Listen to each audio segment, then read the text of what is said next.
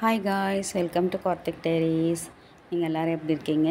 நான் நல்லா இருக்கேன். நீங்கள் நல்லா இருப்பீங்கன்ற ஒரு சந்தோஷத்தோடு இந்த வீடியோ போஸ்ட் பண்ணுறேன். அதுக்கப்புறம் பார்த்தீங்கன்னா இன்றைக்கி எறா தண்ணி குழம்புன்னு சொல்லிட்டு ஒரு ஷார்ட் போட்டிருந்தேன். அது எப்படி வைக்கிறதுன்னு சொல்லிட்டு தான் இந்த வீடியோவில் நான் உங்க கூட ஷேர் பண்ணியிருக்கேன். அப்புறம் பெப்பர் போட்டு ஃப்ரை பண்ணியிருந்தேன் எறாவில். அதுவும் இந்த வீடியோவில் எப்படி செய்யுதுன்னு சொல்லிட்டு ஷேர் பண்ணியிருக்கேன். இந்த வீடியோ பார்த்து நீங்களும் உங்கள் வீட்டில் இதை செஞ்சு பாருங்கள்.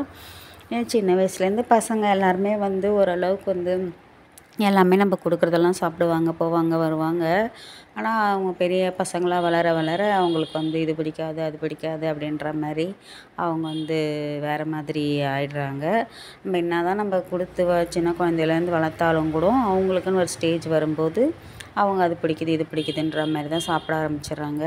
ஆனால் இந்த காலகட்டத்தில் பார்த்திங்கனாக்கா இந்த உடம்புக்கு எது கெடுதலோ அதுதான் பசங்களுக்கு எல்லாருக்குமே பிடிக்குது. நம்ம என்ன சொன்னாலும் அவங்களுக்குலாம் புரிய மாட்டேங்குது. அதனால் நம்ம முடிஞ்ச வரைக்கும் பசங்களுடைய ஹெல்த்துக்காக பார்க்கணுன்னாக்கா வீட்டிலையே நம்ம செஞ்சு தர்றது பெஸ்ட்டுன்னு எனக்கு தோணுது. நம்ம வீட்டில் செய்கிறதையே அவங்கள சாப்பிட வைக்கணும். அதுக்கு என்ன நம்ம வழியோ அதை நம்ம ஃபாலோ பண்ணணும். எனக்கு அதுக்கு என்ன வழின்றது ஒரு சில விஷயங்களை தவிர மற்ற விஷயங்கள் தெரியல.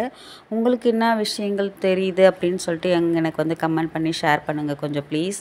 அதுக்கப்புறம் பார்த்திங்கன்னா பசங்க ஓரளவுக்கு மெச்சூரிட்டி ஆகிட்டாங்கன்னா நம்ம பேச்சையும் கூட கேட்க மாட்டாங்க. அவங்களுடைய பேச்சு தான் பெஸ்ட்டுன்னு அவங்களுக்கு தோணும். ஆனால் பார்த்திங்கனாக்கா அவங்க எது பண்ணாலும் ஓரளவுக்கு அவங்களுக்கு புரிகிற மாதிரி இருந்தால் கூட ஒரு சில விஷயங்கள்லாம் தப்பாக தான் அவங்க பண்ணுவாங்க. நம்ம தான் அவங்களுக்கு ஒரு நல்ல ஒரு எக்ஸாம்பிளாக இந்த இதில் போனால் நல்லாயிருக்கும், அந்த வழியில் போனால் நல்லாயிருக்கும்னு சொல்லிட்டு நம்ம தான் அவங்களுக்கு சொல்லி புரிய வச்சு அவங்களுக்கு நல்ல வழியை நம்ம காட்டணும். அப்படி உங்களுக்கு ஏதாச்சும் ஒரு நல்ல ஒரு ரீசன் தெரிஞ்சுது உங்களுக்கு அப்படின்னு சொல்லிட்டு தோணுச்சுன்னா என்னோடய கமெண்ட் பாக்ஸில் கமெண்ட் பண்ணுங்கள் ஃப்ரெண்ட்ஸ்.